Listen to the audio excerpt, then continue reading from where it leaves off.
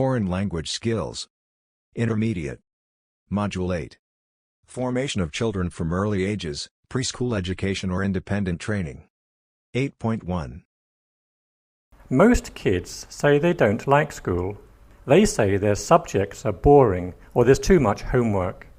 In fact, school is one of the best times of a person's life. Think about it. The hours are short, usually just 6 hours a day.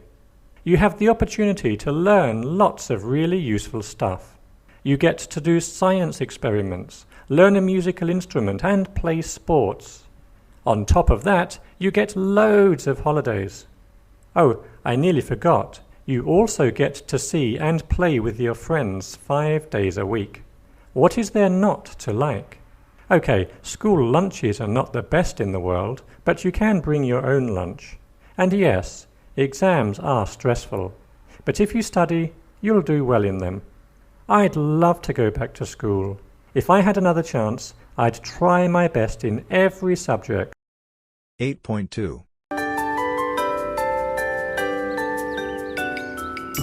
They're so small and so curious. It seems like they want to change activities every few minutes.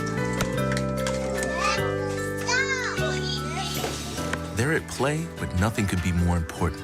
When we think of education, we think of the school years we all remember. But the years before school matter even more. The preschool years. H. All right, let's try it again.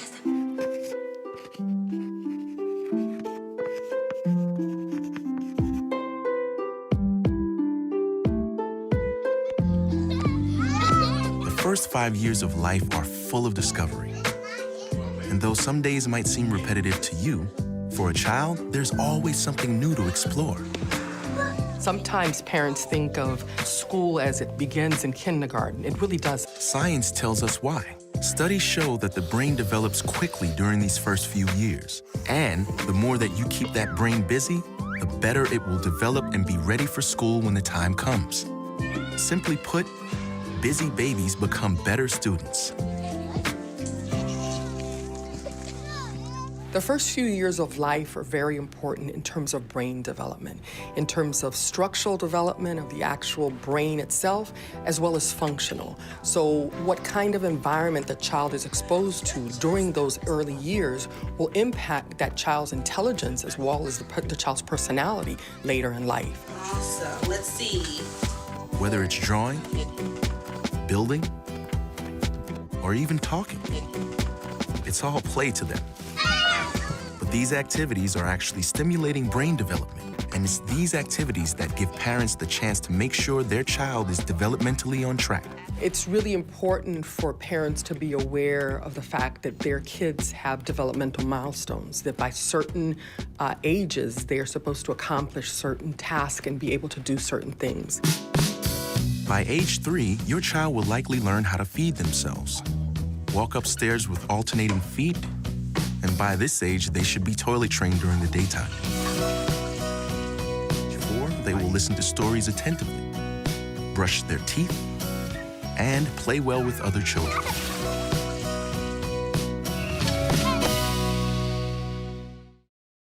(8.3) Who can resist an unmanned chocolate cake? Should we lick the top? Yummy scrummy. Yes. That's and one more. But how best to cover your tracks? Someone mysterious sneaked in when Someone we mysterious weren't... sneaked in? Yeah.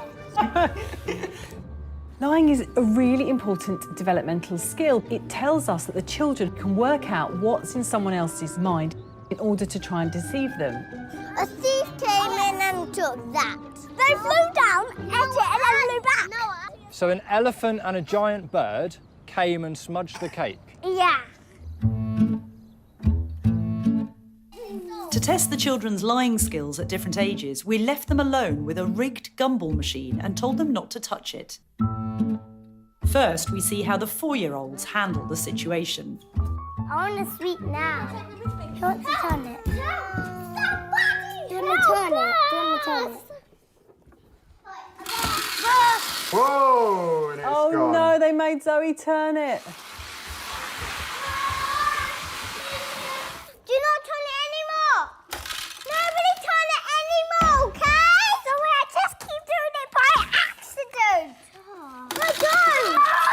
Lying is a very subtle skill. They frequently get uncovered at this age. They haven't got the ability to problem solve their way out of it. They're not developmentally advanced enough to lie, so they tell the truth. It was so weird. He told me to turn this thing. Ellie, did you tell Zoe to turn it? Well, she didn't. But she did. She listened. She listened, it was her fault for listening. Now it's the turn of the 6-year-olds. They still turn the handle. They still gorge on sweets. Yeah! They still panic about getting caught. You guys, why did you touch them? But then they get rather more resourceful. I've got a really good plan. We got to say one lie. Cash has worked out that you can lie, and as long as you've got the rest of the group complicit with you, you get away with it. When the Smarties all came out. Because I'm getting lots of apologies, but I kind of want to know what happened. I was running to it like this, yeah. I accidentally fell and banged it. So it was my fault. How ironic for parents that at the point at which their children learn to lie, they need to celebrate that as a huge developmental stage. It shows how smart the kid is, even though it also shows that you're going to be in a lot of trouble as a parent from now on. 8.4. Hi, Mr. Adams. Ah, yes. You must be Kelly. Thanks for coming. Here's my card. Oh, the entrepreneurial spirit. It's hard to find a good babysitter on a Friday night. Well, I like watching kids, and I need the extra money. Well, I heard you were one of the best and most affordable babysitters in this area, and... Well, I'd like to talk to you about my new rate increases. Rate increases? You see, Mr. Adams, I've consulted with my financial advisor. What? My mother. And she says I should charge more per child since I do cook and clean your house while you're away. Oh, I see. So, what do you have in mind? Well, as I see it, I'd like to ask $1 more per child per hour, and overtime after midnight. Based on my calculations, that's only 10.23% above the going market, and I'm now a certified babysitter with training in CPR. Oh, I never knew there were courses and certifications in babysitting. Times are changing, Mr. Adams. Oh. I have to figure in expenses for a benefit package to cover college tuition, retirement, and my stock portfolio. Well, I tell my dad what to do. Oh, now, you're pulling my leg. I mean, how old are you anyway? Old enough to be a tough negotiator. 8.5. I want to be a doctor when I grow up, so I can help people get better. And a mommy. And a ballerina. What happens early matters for a lifetime. As parents, educators, and legislators, we need to provide a strong continuum of early childhood education so all children have the opportunities and skills to achieve their dreams. I'm in Miss Smith's preschool class. I like to have fun when I learn. I like to work in groups with my friends. We take turns and help each other figure stuff out. As we just heard from Jackie, preschool is not just about ABCs, 1, 2, 3s, and colors. It's about developing critical thinking, problem solving, and fine motor skills, and learning how to collaborate. It's not just play, it's purposeful play. Sadly, only 30% of 4-year-olds are enrolled in a high-quality program that prepares them for kindergarten. This is where the achievement gap begins. My friend Michael doesn't go to preschool. I think that's no fair. The best way to narrow the achievement gap is to prevent it from forming. High-quality early childhood programs that have the potential to level the playing field for low-income children and prepare them for success throughout their school years are essential, yet they lack funding and reach few. The achievement gap starts out as an opportunity gap. Researchers have found that by age 4, low-income children who cannot access high-quality early childhood programs are already 18 months behind their more advantaged peers. But there is hope. Researchers have found that as much as 50% of the achievement gap can be closed by effective early learning. Next year, I'm going to have Mr. Jones as my kindergarten teacher. I'll be in school all day, just like my big brother Sam. I think my fish Bubbles might miss me, but I can't wait to learn how to read. It's not just about preschool preparing Jackie for kindergarten. It's about ensuring she has an effective pathway for learning so she's great by 8. Without a strong continuum of early childhood learning from age 3 to grade 3, the gains children make from high-quality preschool start to go away and eventually fade out. My brother Sam is 8 3/4. He is really cool and smart. I love it when he reads me books because he's such a good reader. When he plays math games on the computer, he can get to the millionth level. Sam is so successful because he has reaped the benefits of a strong continuum of early childhood learning. Providing early childhood education opportunities is good for the individual, the community, and the economy. Did you know that we save $7 for every dollar invested in early childhood education? Anyone can see this is a no-brainer. Every child deserves the same opportunities as Jackie and Sam. A strong start equips students with the skills they need to pursue their dreams. On second thought, I think I want to be an astronaut. 8.6. Well, 9 years old, I think it's the greatest year to be alive. So, Sarah, can you tell me what you want to be when you grow up? I want to be an author because it's a chance I get to use my imagination. I want to be a marine biologist when I grow up. My 2 favorite animals is a turtle and a jellyfish. I'd like to be a helicopter doctor because I've always wanted to be a doctor and I really love helicopters. So can you name some authors for me? David Williams Roldell and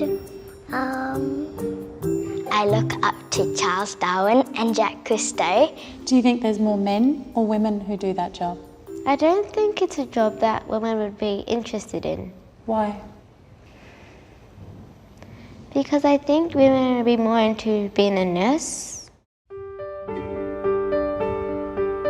There's more boys than girls that do it. Maybe girls aren't just interested in more of that stuff. Girls, they like fairies and mermaids and stuff like that, but they're not really real.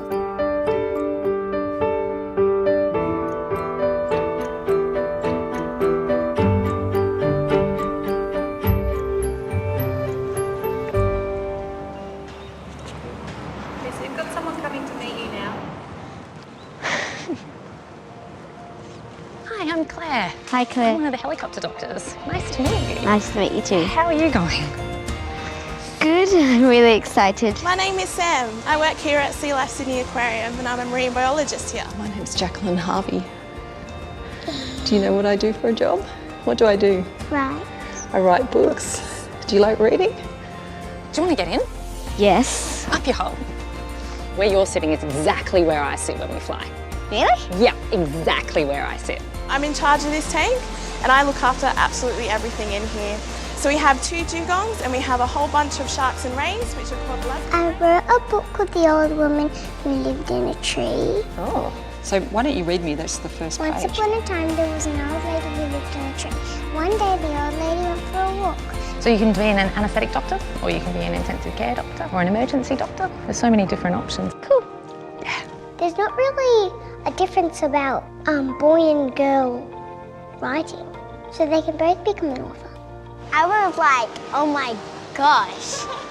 I've only researched about the boy marine biologist, now I'm finding that a girl one, like, is this a dream? Is there anything a boy can do that a girl can't do? No. If you want to do something, you do it. Good look. Suits you. Thank you. When I'm older, these little girls will have someone to look up to because that's going to be me. 8.7. Hey friends, that bell means it's circle time. So come on over and let's sit down in a circle. Hey, hey, circle time. Hey, hey, circle time. Hey, hey, circle time. Let's all find our spots. Hey, hey, circle time. Hey, hey, circle time. Hey, hey, circle time. Let's all find our spot. Once you find a good spot to sit down, I want you to sit down on your bottom, crisscross applesauce. Can you show me how to do it? Bottom on the floor, cross your legs, bottom on the floor. Cross your legs, bottom on the floor. Cross your legs, crisscross applesauce. Bottom on the floor, cross your legs, bottom on the floor. Cross your legs, bottom on the floor. Cross your legs, crisscross applesauce. Hey, hey, circle time. Hey, hey, circle time. Hey, hey, circle time. Let's all find our spots.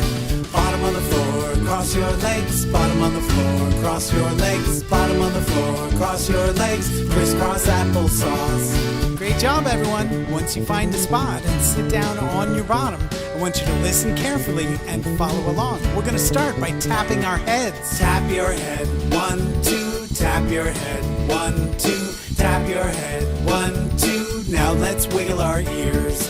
Wiggle your ears, dooby-dooby-doo. Wiggle your ears, dooby-dooby-doo. Wiggle your ears, dooby-dooby-doo. Now let's clap our hands. Clap your hands, 1, 2. Clap your hands, 1, 2. Clap your hands, 1, 2. Now it's time to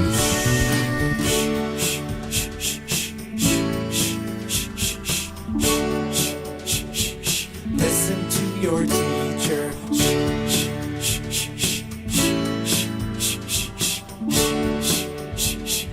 Listen to your teacher. 8.8. Liechtenstein? No, way off. I thought you guys were going to be experts.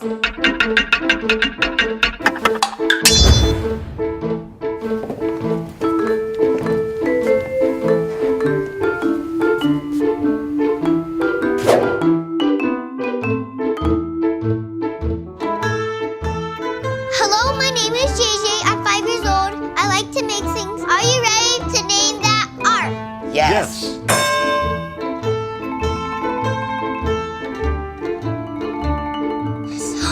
What do you see in that picture? There's like paint all over him, like orange paint, yellow paint. He has like no color except the paint. He looks like the colors of the paint. Yeah, Interesting. But he has nothing on, but he has no colors. Huh. It really is. I see it. Like, I want to guess some stuff that's like super not age appropriate. Right. Do you know what I'm saying? Like, I'm I going. do know. The paint's like dripping down. I've got a guess, JJ. What? Is it by Douglas Copeland and it's called Brilliant Information Overload Pophead? Yes. Wow.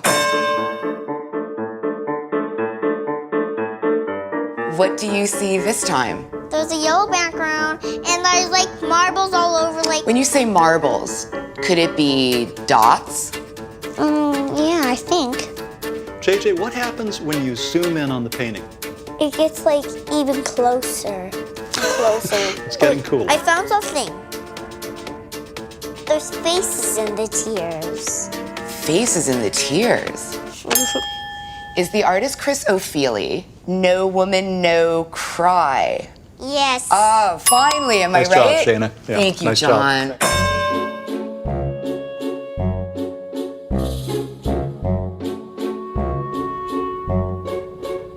What are we looking at now? There's 1, 2, 3, 4, 5, 6, 7, 8 people. They're laughing. And they're laughing. Do they look like real people, like in a photo your mom or dad would take? They look like cartoon characters. Are they funny colors? Pinkish. Peachish. Peachish. Can you smile like the people in the picture? Okay. I have a guess for you, JJ.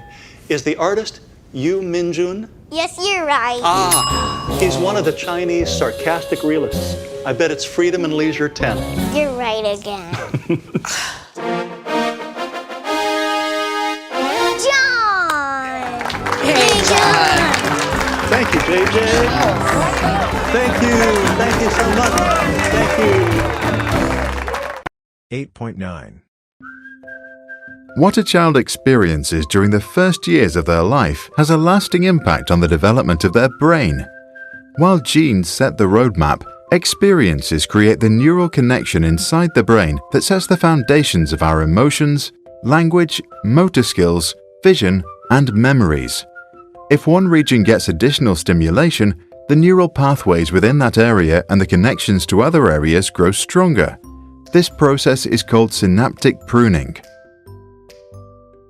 You can also imagine your brain as a planet. There is motor skill metropolis, memory mountain, and vision village. Through the years, popular cities grow bigger and links between them get larger. Now, if one area was never developed, there can be traffic jams. This then slows down the development of the entire brain. Some neurotransmitters will be tired getting to work. Others will take shortcuts and get lost. Betty Hart and Todd Risley studied children's exposure to language. On average, children from families on welfare were exposed to about 600 words per hour. Kids from rich families got about 2,000. By the age of 3, the gap becomes 30 million words. But it didn't end there. Children from privileged families received much more positive feedback. For every 6 words of praise, there was only 1 word of discouragement. Welfare kids, however, had twice as much discouragements as praise. This could make a difference that lasts a lifetime. In a study that began in 1963, psychologist David Weikart and his team randomly divided 123 underprivileged kids into 2 groups. One group spent 2 years at a top preschool with excellent teachers. They made art, discussed problems, and received a lot of attention, respect, and love. For the other, life went on as usual, often without much attention from anyone. 40 years later, the high-scope Perry preschool study was published. At age 5, 67% of the children in the top preschool group had an IQ of over 90. They were school-ready. Of the others, only 28% achieved that. At 14, there was a big difference in basic classroom achievements.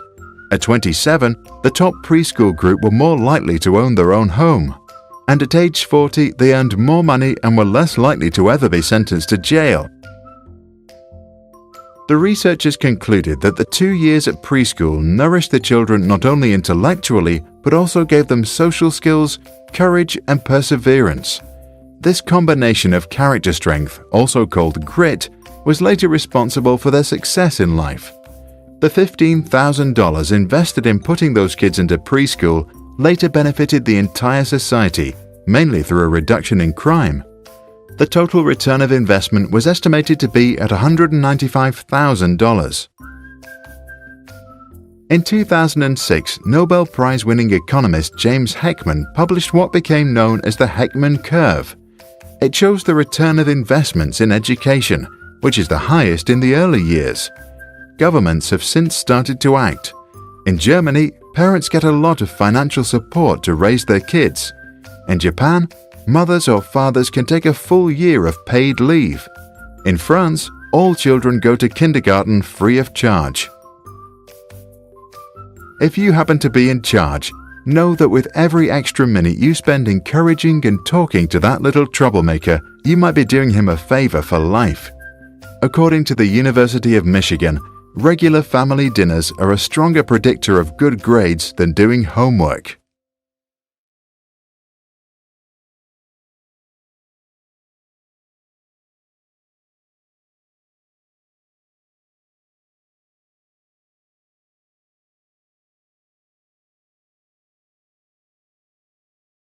(8.10) My name's Randall Davis, and I'm originally from the state of Indiana in the United States. When I was 19 years old, I moved to Venezuela in South America, and later returned to the United States, where I attended Brigham Young University in the 1980s. I majored in Spanish education and TESOL, or teaching English as a second language. After graduating from college, my wife and I moved to Japan, where we lived for 8 years. Now I work back in the States in Utah. However, my greatest interests are my family. Years ago, I wanted to make something of myself in my profession. Get ahead in life. However, I realized that the most important things in life lived within the walls of my own home, and today I try to put them first. My kids wouldn't remember me for the work I did outside of the home. They would only recall the moments we spent together. Therefore, I enjoy spending time with my family. I have 4 children, and we go hiking and camping together, usually in Utah. On our hikes, we often talk about life, and I tell stories or share personal experiences. When I do this, I can focus on the kids without the distractions of video games or the internet.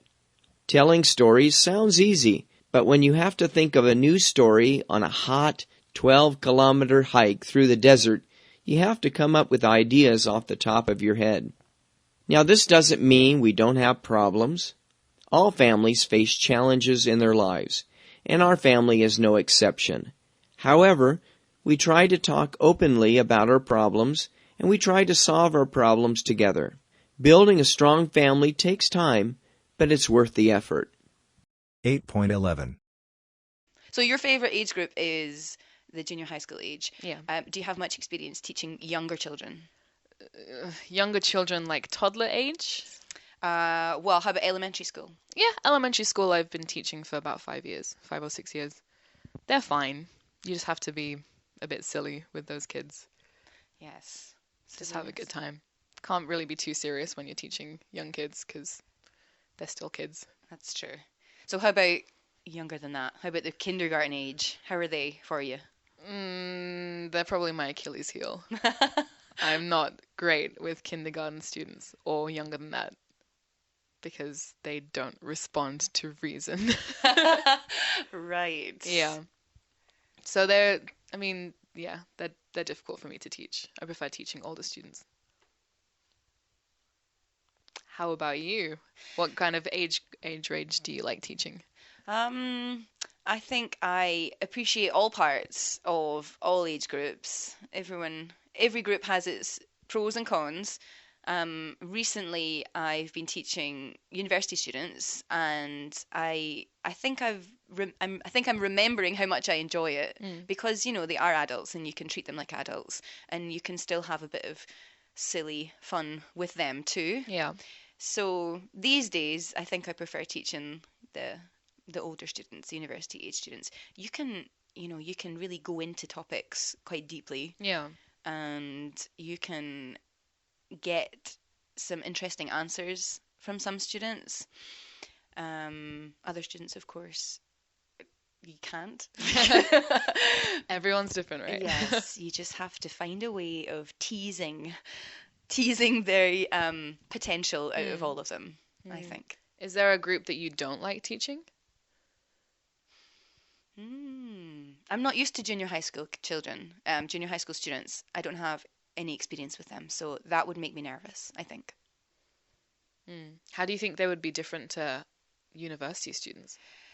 I think, from what I mentioned before, the teenagers, the hormones, I think that would be different. There's it's bubbling inside them, all of these changes of feelings and emotions, and they have so many things to deal with. Pressure of growing up, and I think that can be more challenging. But I think it's important as a teacher to try to remember what it was like when you were that age. Yeah. I think that's the biggest thing that will help you. Absolutely. So what do you think about teaching young children, like babies? How are you with that? I do really enjoy that. Babies are awesome. They have their own set of needs. But usually the very young classes come with, the parents are there too. So it's kind of a group-led situation, teacher-led group. And it's good fun for me. They're very cute and squishy and and very not uncontrollable. What's the word? Unpredictable? That's it. Completely unpredictable. One day they can be in the best mood ever, and then the next day they're just a nightmare. I think that's why I'm terrified of them. Because they're so unpredictable. I don't like it. Yeah, that's true. And the bodily functions too, Yeah, no thanks. There's no all thanks. of that. Yeah, I'm not prepared to deal with that. No thank you. No thank you. No bodily functions. 8.12. Hey! What are you doing home this weekend? I thought classes didn't end until next week. Hey, Dad, I love you. Aha! The 3 magic words, I need help. I've heard those before. We better sit down. This doesn't sound good. First of all, hey, is that painting on the wall new? No. Let's get back to the conversation now. Oh, okay. First of all, I'm failing all of my classes. Oh. I lost my job. I wrecked my car, your car, last week. It's at the bottom of a lake, I think. Oh. And the laptop I borrowed from you, yeah. well, it was in the back seat of the car. Oh. That's all the good news. Wait. You're not saying anything. Okay, now, what's the bad news? Well, I just found out that my old boyfriend was a member of a gang. He says that he and 20 of his friends are going to come over here to talk about what you've posted on their Facebook page. I don't even have a Facebook page. Well, you do now. Oh. I have to go. I'd rather not be here about 20 minutes. Love you. Bye. Oh.